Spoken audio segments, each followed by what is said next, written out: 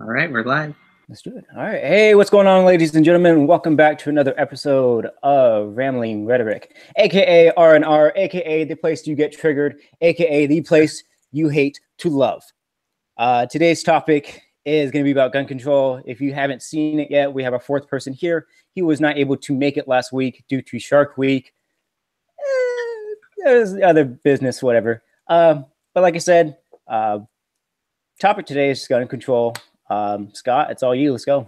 Oh yeah, well, I think it'd be good to just go around and start off with our experience with any sort of firearm. I personally have never fired a weapon before, but if I were to own a gun, I don't think I would be a proud gun owner to say, because I understand the premise of why it's important to have a Second Amendment, but to me, I've just never been drawn towards weapons, so I've never fired one. Rick, have you ever? No,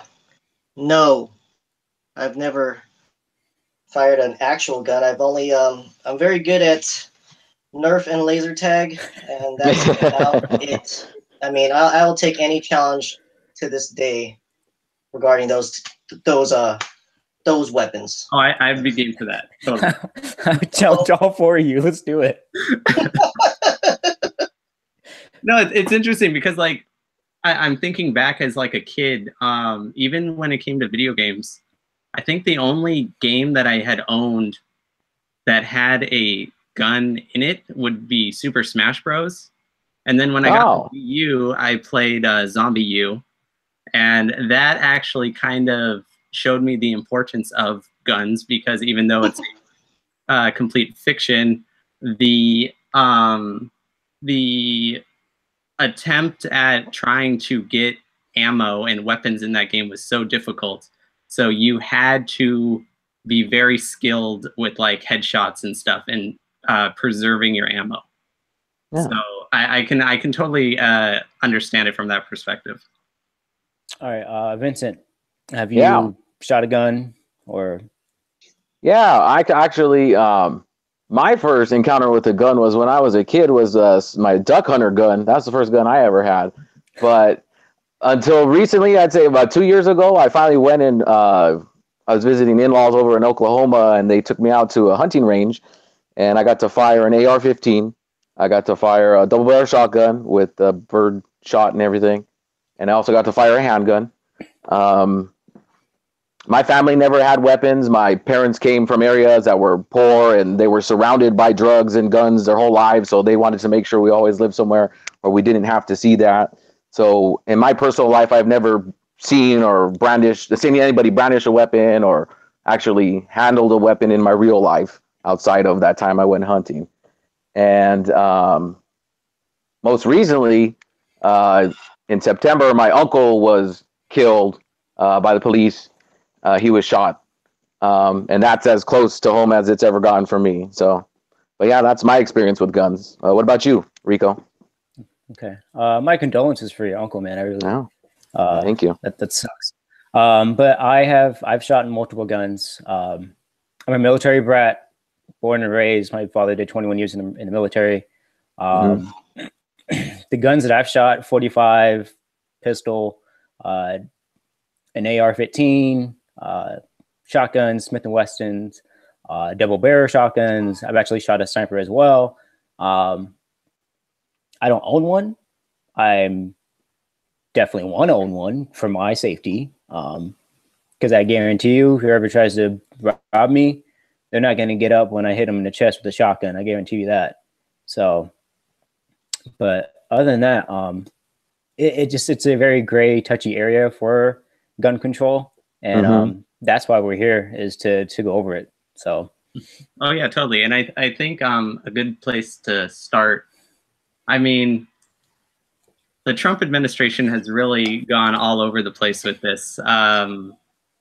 Earlier this week, I think it was, he wanted to go out and like ban bump stocks. And I did a little bit of reading on on the equipment and how to interchange it on an AR-15 and stuff. But I don't know, Rico, are you familiar with the bump stock at all? I'm familiar with it, but I've never used it. So basically, my understanding of it is that when with the AR-15, every single shot that comes out, it's because you're pulling the trigger, right? Yes. Okay. So when you have a bump stock on there, there is some sort of force that moves the gun, so you can just hold your finger there, and then it will just, would it be a recoil? And yes. then it would just keep firing. Wow. So I like how Trump just goes from, oh, we're not going to talk about the guns itself, we'll go for some sort of equipment. But I think it's kind of like a it's kind of like a diversion, because he can go out and say, hey, look what I've done. I've tried to address this issue. We've made progress on this issue. While some guy with a 3D printer, just go out and make a bump stock of their own. It doesn't. It's a huge diversion, because like you just said, the 3D printer. I just had access to a 3D printer yesterday, and I can literally make whatever I wanted. Mm-hmm. And I mean, granted, I didn't make a bump stock, but I made a tiny little marshmallow head. Yeah. Like, that's it. Like, anybody who has any sort of resources to make something like that, they will. There's no stopping that from happening at all. Right. So that's why for me, when it comes to gun laws, I don't really see what the point is, because we can try and ban these guns or ban this equipment all we want, but there's just going to be some other way to get around it. I mean, or people are just going to go around and say, okay, fine, I won't use a gun anymore. If I'm a psychopath, I'll just go out and do something else. Like Timothy McVeigh didn't need a fucking gun. Mm-hmm. He just blew up the whole building with some fertilizer and some explosives. Yeah, that's true. So, but I don't when it comes to gun control itself, what do you guys think about it? I think personally that some form of regulation should be standardized. Only because when I went hunting, I went with people who I wouldn't call, the brightest bulbs in the bunch. And I just, the whole time I was with them, I had this subconscious uneasiness about me. I don't know what, I couldn't figure it out when I was there, but recently when I've been reading stuff and thinking back to that, I realized that the reason that I was so uneasy the whole time I was with them was because these are two of the stupidest people I've ever met, yet they have access to something that's so dangerous. And they have a whole safe at home stockpiled with an insane amount of ammunition, weapons that fire rapidly and could take out several living things in a matter of seconds. And I just feel like people who don't think, I don't know, I just feel like, I don't know how to phrase it kindly. There should be restrictions that stop people like that, at least, from obtaining weapons.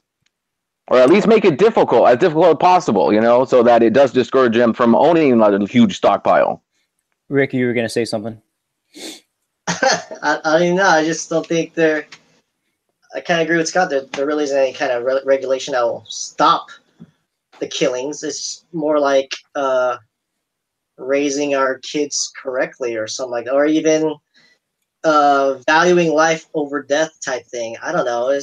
I think it's just a matter of teaching love, not hate. I don't know. I mean, what else? So would you start in the classroom, or where would you start? Would you start in the community, getting people to actually be more empathetic towards each other and realize that we are all, in this experience together, and we all need to watch out for each other? What do you think? Me, I don't piss the wrong people off. I just try not to piss anybody off. And when you actually don't piss them off, more than likely they're not going to shoot you eventually. It's just like a Billy Madison all over again, where he called the guy he was bullying after years after how many years later, and he tells him, "Dude, I'm sorry, I bullied you." and the guy crossed him off his list. I mean, it's just like that, guys. Just call the people you bullied. Just apologize, man. Get off that list. Well, it's not only that, but it's also, you know, if you just have this uneasy feeling that, oh, I feel like this guy's going to do something, or I feel like this kid's going to do something. You know, he just makes me feel so uneasy when I'm at school or at work. Say something, because these kids now, yeah, they can do whatever they want. They can bully and whatnot. And then all this anti-bully crap happens. And then they're like, I feel like this kid's going to do something. Well, if you feel like it, say something, because I don't have kids. But the moment I do, I would much rather have you say something instead of having my kid get shot at school. Because if somebody didn't say anything about a kid, you know, being so weird at school and only hanging out by himself. Well, yeah, and see, that's something that really pissed me off about this most recent mass shooting, was that the red flags were clearly there. All the kids, oh, yep, we know that, yep, that guy, yeah. And the police, I don't know how many times they were called, because reports were going out saying like, oh, 39 times the police were notified about this guy. And then I read something like, oh, well, the police came back and said, no, it wasn't 39, it was actually 23. I'm thinking like, it doesn't matter the number. It doesn't matter. Yeah, right, exactly. It should be baseball. 3 strikes, you're done, kid. And then the FBI. I mean, see, this is what it just drives me insane. People are yelling at the NRA. And I'm like, the NRA did not have anything to do with this. The FBI knew about this guy. They had a YouTube comment from a Nicholas Cruz that said like, I'm going to be the next school shooter or whatever. And then, you know, they said, oh yeah, we'll look into it. They reached out to the guy who made the video and said, do you know this guy or something? And that was it. Like, nope, sorry. And then it happens. And so I just think there's a lot of public outrage that is misdirected. It shouldn't be at the NRA. It should be at these bureaucracies that are just completely failing basic public safety.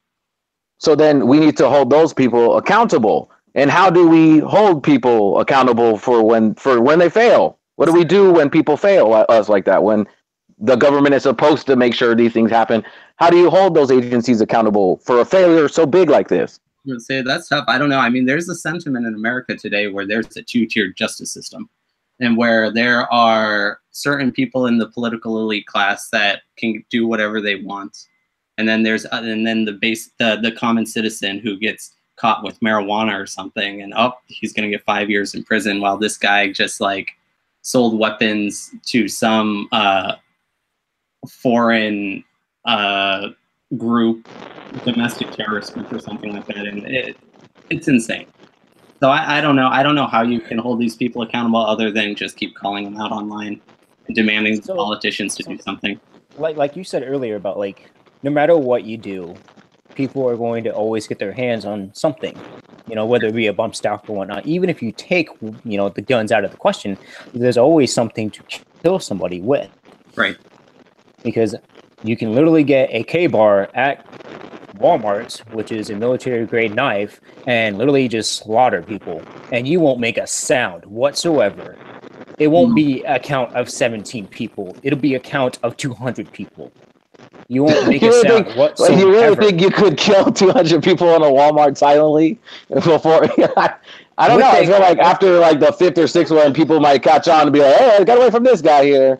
Yeah, but if you're psycho enough, you're gonna keep going. You will keep running and keep killing people, as many as you can. And with the gun, yeah, people hear that first pop and they're gone. Yeah.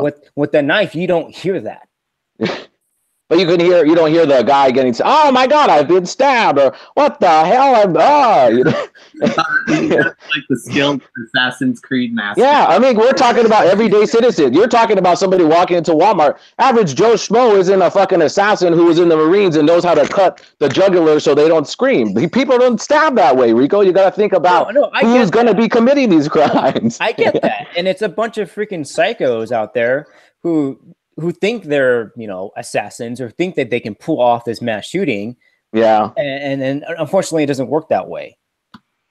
Like with the kid, with the recent one, what I read is that he tried to shoot out a window so he can be at a perch because he knew that all the kids would go out of the school and he would just start shooting from there. He had the height advantage and everything, but that window was a hurricane reinforced window, so it wouldn't break whatsoever.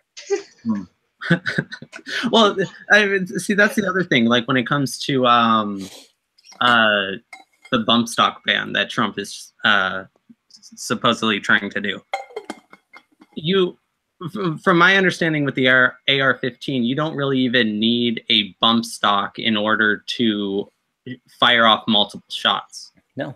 If you hold the gun a certain way and then just hold it loosely, the recoil will automatically basically have the same effect as a bump stock. Wow. Yeah. I mean, it takes skill and a lot of practice, but if you're determined to do something like that, what's going to stop you from just practicing getting that down? Well, that's true.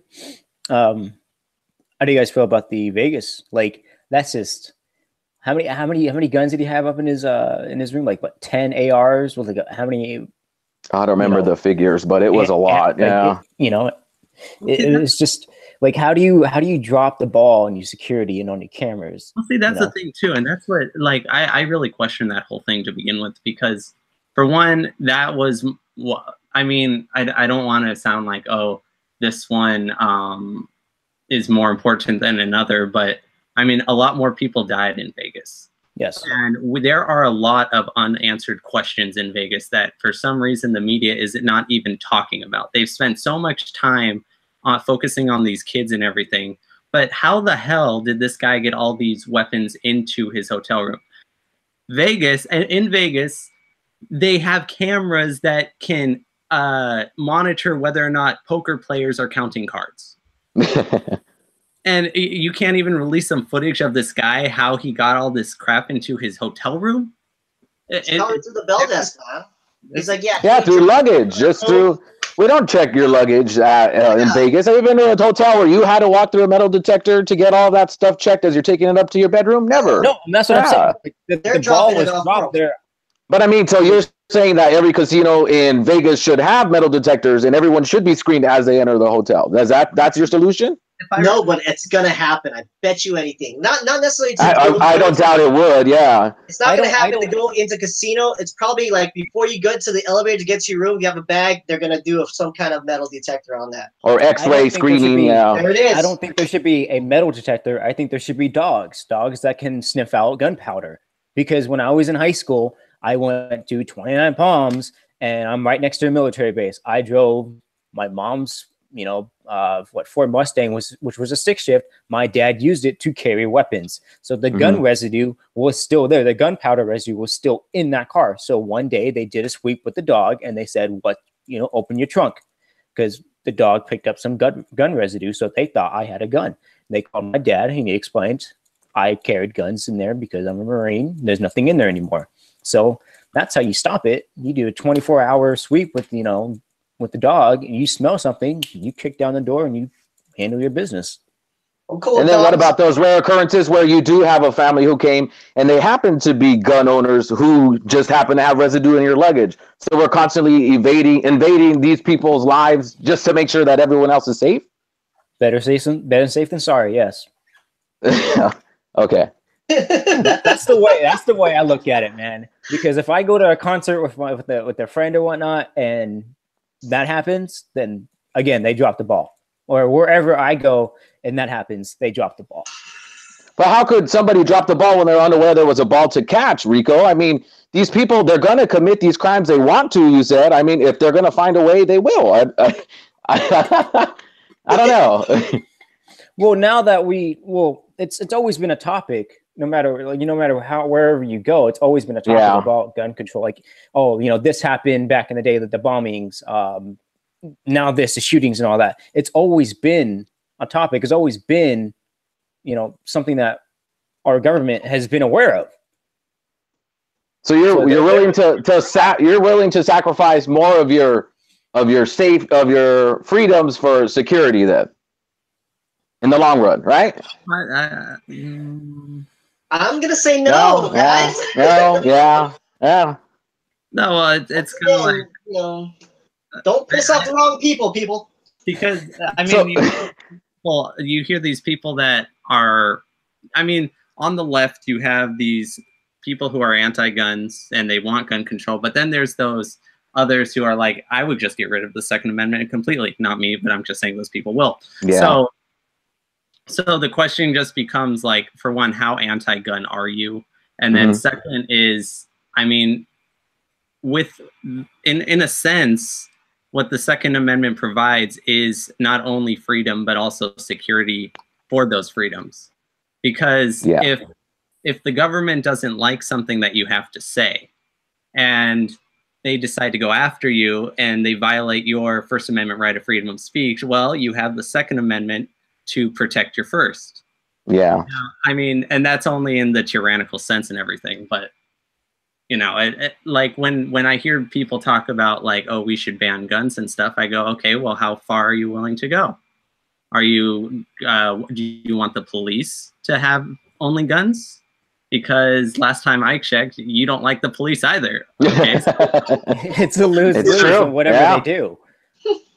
Yeah, I don't know.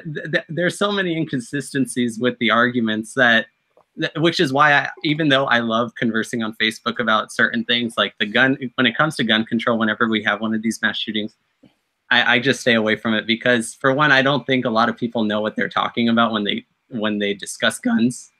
And then, even though I'm not fully educated on it, but I just sense like, no, there's just something not right here. But then further, it doesn't make any sense. Like, I'll just give you an example. One can argue that Trump trying to ban the bump stock, and then he even went a step further the other day and said, I would take the gun away first, and then I would carry out due process. Now, if you're going to claim that he is like some oppressive Hitler and he runs a fascist regime, wouldn't that mean like, yeah, he's disarming people? Wouldn't that be like a clear sign? But you don't hear those people say that.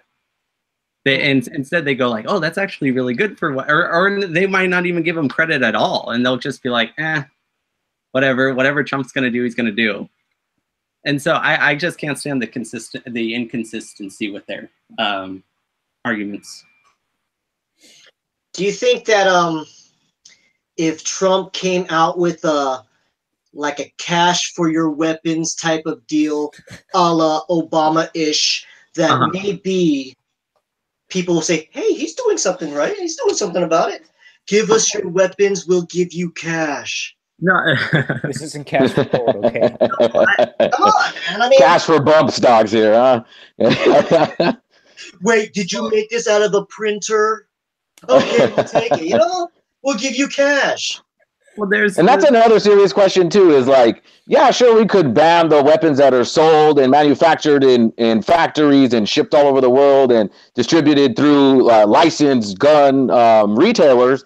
But what about those weapons that can be built and manufactured at home that we have no way to regulate at all? All you need to do is go, dig through Pirate Bay or something like that, find blueprints for something, and you got the 3D printer and the equipment to do it. And then you have, a weapon in your hands all of a sudden. And nobody was even aware you could even create. Yeah, I mean, I'm just thinking like, in 20 years, what 3D printing is going to be able to do, it's insane. I mean, the laws haven't even been written yet, or they haven't been conceived of yet.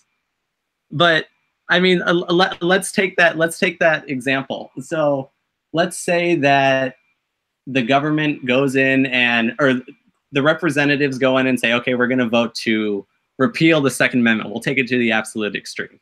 Okay. So, for one, and they say how they're going to do this. Well, I mean, I guess that's the question. How are you going to do that? Now that you have repealed it, they're still out there in circulation. So we take Rick's example and say, oh, okay, well, we'll just offer people $10,000, $20,000, whatever amount to surrender their weapons. I gotta tell you, man, I'm gonna steal some guns, guys. I'm gonna steal some guns. So okay, so now there's a possible problem. Now you have guns Just know this is going to be video evidence later, Rick, that look, he was going to commit a crime with a weapon and steal some weapons. I have a guy, he's like, no, I'm just turning this one in. I'm just turning this one in. I can see the comments like, oh, that's a good idea. I'm going to do it now. Oh my God. Somebody alert the FBI. You're welcome.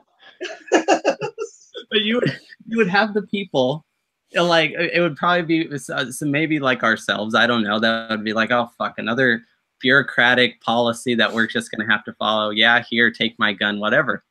But then you're going to have the other group of people that are like, you're not going to take the gun out of my cold, or you're not going to be able to take the gun unless I'm dead cold on the ground, you know, stuff like that. Exactly what those are the kind of people, those people want to hold on to, they want to clutch onto their weapons because they believe in that Second Amendment right to form a militia. But I mean, like I was reading in an article recently, is that the government is so well equipped that the weapons we can buy legally aren't strong enough to even stop them.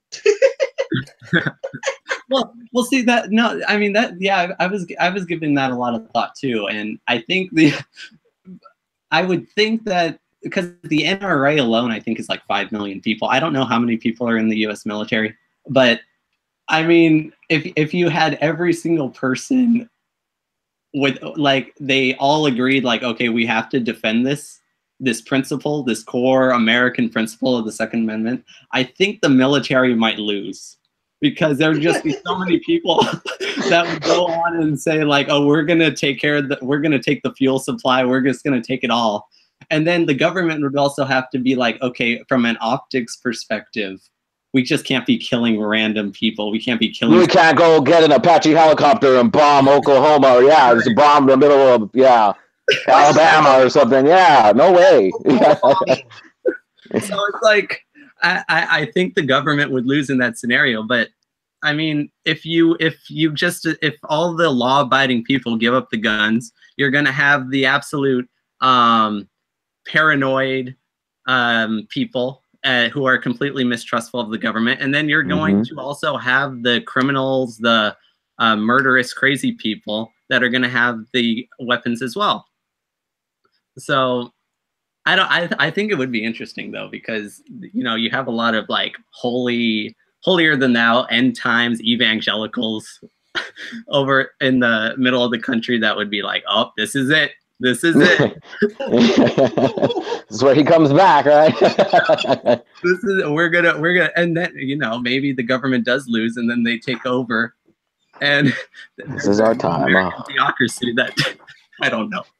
In all honesty, I really feel the next war is going to be on our home soil. I really do. Well, if it's Civil War II, I think if there was another civil war, it would be probably over the Second Amendment, if anything, if the government. That's what I'm saying. Like, so you're not expecting a land invasion? I thought you were expecting like a land invasion from Russia or something. Not, you're talking about a civil war. Yeah. Oh, okay. I love that movie, guys. That was last Team week. Captain America right here. There you go. Another problem with the whole thing is, what is stopping me from going to Rico and saying, hey, we both love our guns. The government's going to come to my door. I'm just going to go and tell them that I sold the gun to you like a year or two ago. You know, and then the government goes to Rico's house, and then Rico can go like, oh yeah, about those guns, I actually sold them to my friend in North Dakota, and then he decided to go teach English in Taiwan or something, so he's not even in the country anymore. Like, the operation that would be required to fulfill such a thing is just, it's so enormous. But isn't that what regulation would help, so that you have a paper trail of who went where, what was sold how, if anything was smuggled down or stolen, and, you know? Well, the question, if you do it the right way, but then you have all these black markets, like, oh, 3D printers. Well, there's always going to be a black market. There's always going to be a black market to give. And that's the thing. If you could force people to buy weapons only from the black market, wouldn't it be easier to infiltrate that, like with a co-op mission, like a mission where they'd have to go undercover and to unfoil that kind of system? Well, see, I don't know, because you have a lot of people that would say that the government has no right knowing what I have in my house. Mm. So, I mean, A gun registry. I'm sure a lot of Gotta catch them all, man. Every single gun, gotta catch them all. Yeah. Does the government need to know that you have a Pokeball right behind you with that lamp? Hey, I was wondering the same thing, man. I was gonna make a call. I mean, does the government need to know that I have an Xbox remote right here? You know, like. At this point, you guys are giving it to the government by even streaming this and recording it. I mean, we're all comfortable letting everyone else into our lives. At what point do we go, hey, the government isn't allowed to see what I put on display for public? That's why I'm behind a white screen, white walling. I don't want the government to know what I have. You're in a bunker underground. I am getting a green screen, and I'm just gonna Photoshop stuff man. behind me. That's it. I'm in Tahiti, and I'm using a proxy server that says I'm in Beijing. That's it, man. yeah. So, all right, question for you guys: how do you make schools safer and not a target for school shootings? Oh man, shootings? As a former educator, I have to say I do not support arming teachers because you don't even pay them enough to watch your children make sure your children graduate, and now you want to pay them to stand there and defend their physical bodies. I mean, no, I don't see that ever working. And I also I would rather have somebody who's actually been shot at defend the students at the school. So I'm not completely opposed. I'm glad that you brought that up because it was Scott and I talked about this, and we both had the same exact idea that why don't we hire retired veterans? They're looking for jobs. Yeah, absolutely. So you have somebody who's actually been in combat, who has been fired upon, and knows how to react in a situation where somebody is coming at you with a weapon. That's the kind of person you want to protect you from a shooter like the one in Parkland there. Yeah, exactly. And how many times do you go, whether you go to a different parking lot for work, you either walk or you take your shuttle, how many times do you see retired veterans that are just sitting there begging for food, begging for work even? Yeah, exactly. There we go. We already, our homeless, especially in LA and Orange County, you could round up the veterans by the busload and clean them up and give them the proper training and make sure that they have housing and then send them to protect the kids at school. As long as they're mentally stable and pass some kind of some kind of psychological exam to prove that they're not suffering too severely from something like PTSD. Right. Thank you. I was just about to say that. No, and I think also with that there would be sort of like a bond between the military veteran and the kids, because if the guy is always there at school and he talks to the kids and everything, the kids are gonna confide with him and tell him hey, this kid over here, he just gives me bad vibes or something, And then they can just be like, hey, have you ever thought about joining the Marines or the Army after school? It's great. They pay for your school. Because those are the kind of children who need to be involved in the community or to be embraced and accepted into a program that would allow them to rechannel that anger that they would put towards their peers. Yeah, exactly. Not only that you have a person protecting the schools and students that is a retired vet, they can give them a job, but then you also have a recruiter. So there you get two birds with one stone. It's simple. Yeah, no, I'm in favor of that. Rick, I don't know if I feel 100% good about the recruiting aspect of it, though. I don't know if that's an overstepping of bounds there. We're going to recruit our elementary school kids when they're in 5th grade. No. I mean, and then they're going to be completely surrounded by guards until they graduate high school. I don't know. I'm not sure. Yeah, you're right. But they're properly regulated. Absolutely. That would be an idea to get behind. Rick, you've been super quiet about this. Let's go, man. Yeah, let's do that, I guess. I don't know. I just in terms of teachers. Wait a minute. So Rick, you have a child who goes to school though, right? How old are your children? Child's not in school yet. I mean, I'm afraid to bring her out there yet. But anyways, I think in terms of teachers, you're saying they're underpaid. Why not just make a negotiation where hey, if your student passes to the next grade, maybe you get a bonus for that. So every student that they can propel to the next level, they should get compensated monetarily. And let's get them trained on guns too, I guess, on top of that. But I don't know.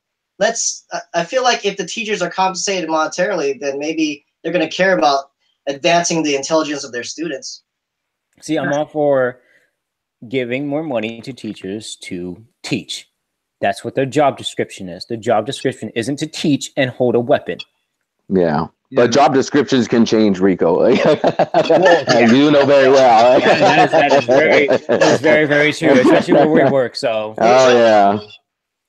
Well, yeah. I mean, it was interesting because Trump just went out and said, like, well, what if I gave them $1,000 bonus for every? Oh God! And then tax it at 40%. Oh man! I mean, no, I don't even think for $1,000 bonus I would step in the line of fire for my students ever. Yeah, not even for $1,000 every time I had to do it. That's another thing too. Does this bonus come before the act happens, in the middle of the act? When do you, after the act has occurred? When do you get that premium for actually defending? What are your thoughts on teachers who choose to decide to arm themselves? I believe that I'm sure if they feel confident enough to carry it and the law allows them to bring it into school, if they're allowed to conceal and carry, I have no problem with it, as long, like I said, like they've actually shown that they're competent enough to hold the weapon and handle the weapon, and that they actually aren't like they're going to pass a psychological exam. Well, in Texas, there are already school districts that allow their teachers to carry arms into the school. So they're already having that done in Texas. Wow. And how successful has it been there so far? Or is that just a recent development? Recent development as far as I've read. I think maybe a couple months recent. I haven't seen anything else on it. Oh, that's okay. I have to look into that. I think if teachers are allowed to have weapons in the classroom, there should be surveillance in the classroom as well to make sure they're actually teaching something, not pointing guns at them. Hey, that's tell you about class, and then all that stuff. It's just gotta because you know there's kids that aren't going to be like, oh yeah, let me just sit here and learn. There's going to be kids always disrupting the class and whatnot, or just refusing to actually do what the teacher tells them. So you're willing to have your children constantly surveilled 24/7 to guarantee their safety? Yes. So you're willing to give up your child's privacy for that? It's either that or homeschool my own child, which is fine. I'll do that. I don't care. Okay. I know that they're safe. Scott, what you look like you're thinking there, Scott. You got anything to say? I don't know. That's kind of a tough one. There's a lot of hard questions in this debate. Yeah. Yeah, totally. It's I don't know. I think the easiest route would be to just have some sort of safety perimeter around the school.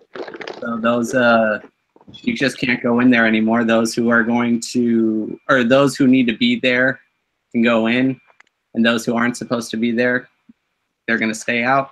And do you just do screenings? Like screenings, like Universal Studios, where you got to put your bag through the X-ray machine, and then they're doing test your Vegas fingerprints. Soon, guys. They're gonna do it in Vegas soon. Don't worry. They're testing it out in Vegas, and then they're gonna bring it to the schools. Yeah. I don't know. Well, I mean, you do have to. I mean, you have to go through security to go into a courthouse. A school is public schools anyway. Are public facilities. Why shouldn't we have the same security there that we have at other public, places? Yeah. Well, what I was thinking about too was I don't think when something like this happens and then the focus is really on the gun and not the individual, I tend to think that the media also has a really big role in the whole thing, because typically what we hear about these kids or young adults who carry out these disgusting acts is that they were kind of like a nobody, and they were bullied, and they just had no regard for life whatsoever. So they do something, they like, I can probably understand the mindset where they think like, well, here, I'll try to do something where everybody will know who the hell I am. Oh, wow.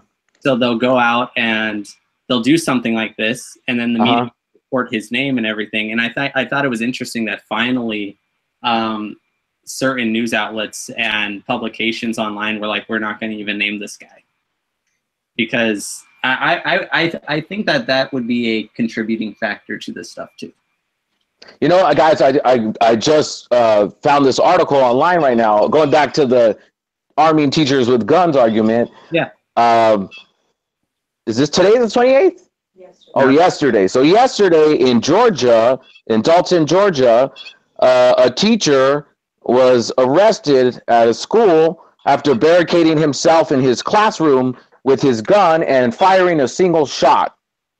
So I'm not sure if that. What do you guys think about that? I'm glad he missed. Yeah. I think someone didn't have their Wheaties for the morning.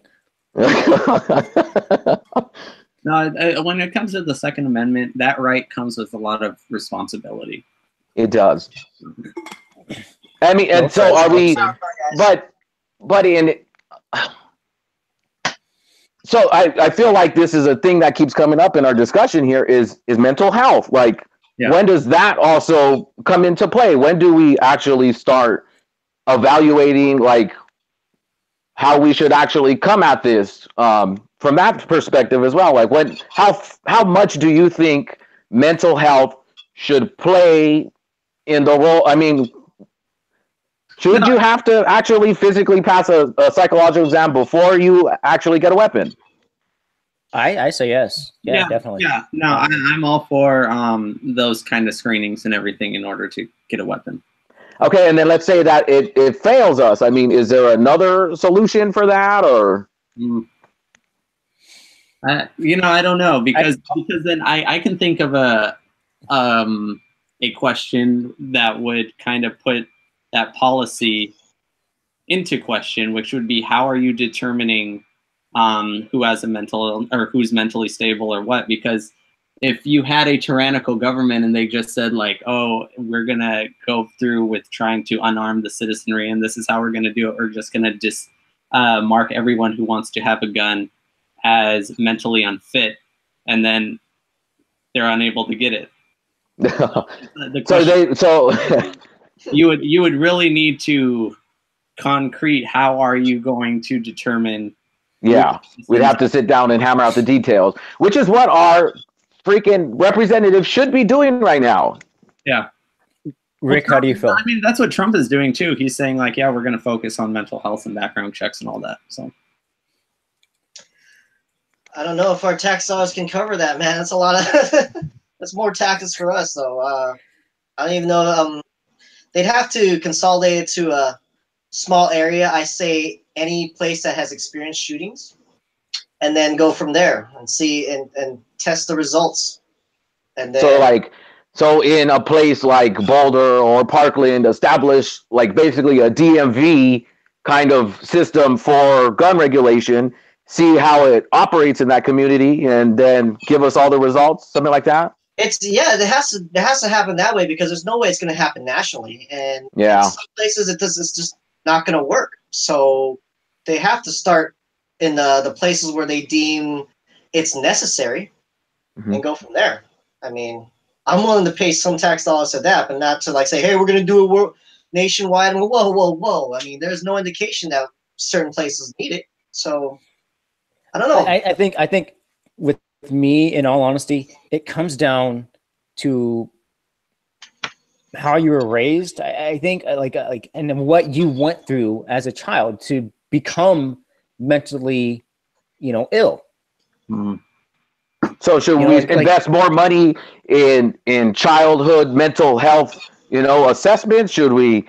So how do we? No. You don't have to spend money for that. You just have to be a good parent. You just have to not. I mean, parents are not psychologists. No. I get that. No, but you just have to not neglect your kid. To the point where they're done in their head. Like I get abused from my father. I get abused from my mother. To think that, oh, this is right. This is okay. Like I can go and do a mass shooting because this happened to me in my life when I was a kid. Yeah. Well, I mean, what about it in those instances, like with the Vegas shooter? We still have no true motive, and there's but he showed no signs of everybody thought he was normal and okay. See, yeah, that's the thing too. It's like I mean, I can think of two possibilities. One could have been radicalized, which is what some theories have suggested, was that it was ISIS inspired or something like that, or that he had some sort of brain cancer or something, and it was just totally fucking up his head. I mean, it's tough. It is. I don't And that's know. the hardest part, is that we could sit here and we could talk about all of the things that are wrong with this system and all the things that should change, but That's at the end of the day, what do you change? What can we change? Your pants. Yeah,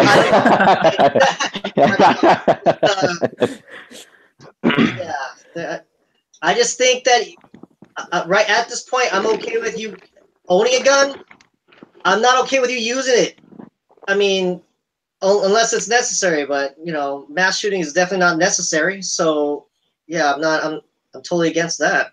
Yeah. So No, using it against people, you mean, so you wouldn't stop people from hunting still, right? Like if they wanted to go fire, wanted to go actually sport, with a weapon.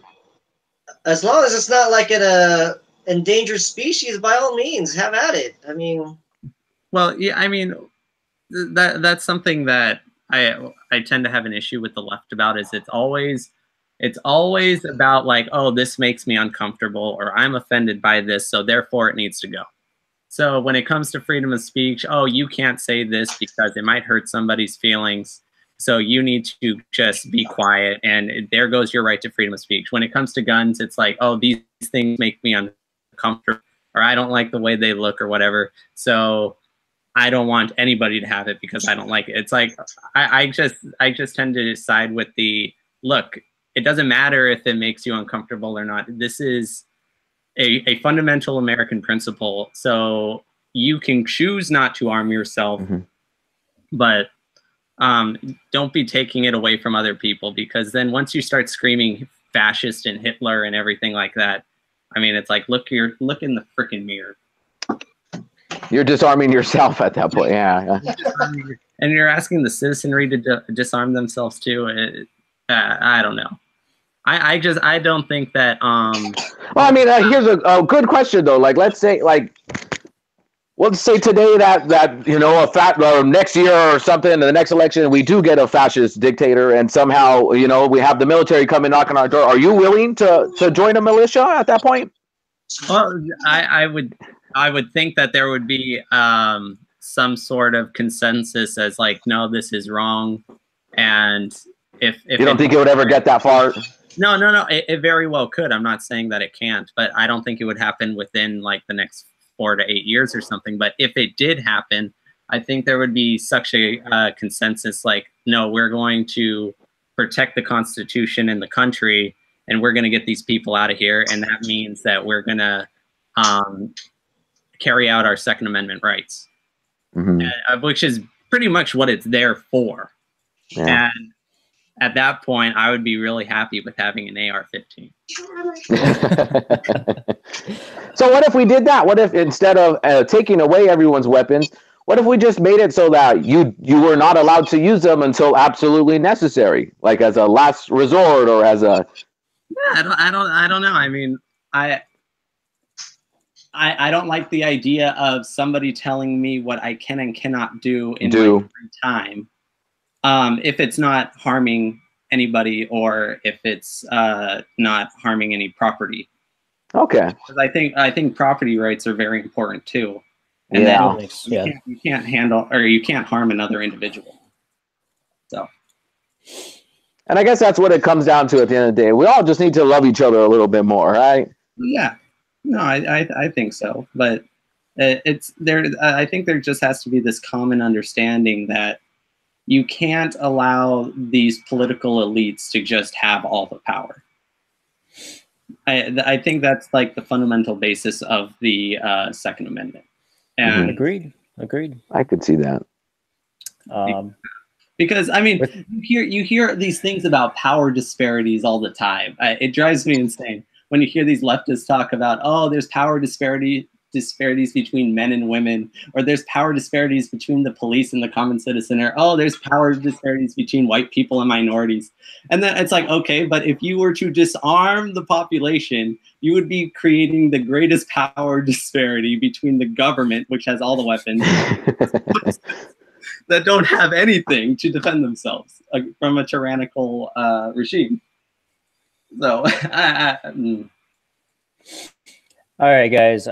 With that being said, I think we're done rambling. It was a good one, you guys. Yeah. I'm sorry I missed out last week. Yeah. Yeah, you can just blame it on Shark Week. It's fine. Okay. No, but we had like so many ideas for this, and I think the last one got like 70 views or 80 views. I don't know what it was at right now, or what it currently is. Something like that. It's about almost 80, I do believe. If you guys like the video, like it, subscribe, comment for the next topic for the next video, please. We do need ideas. Other than that, I think we're good. Yeah. We good, man. Yeah. All right, signing off. Bye.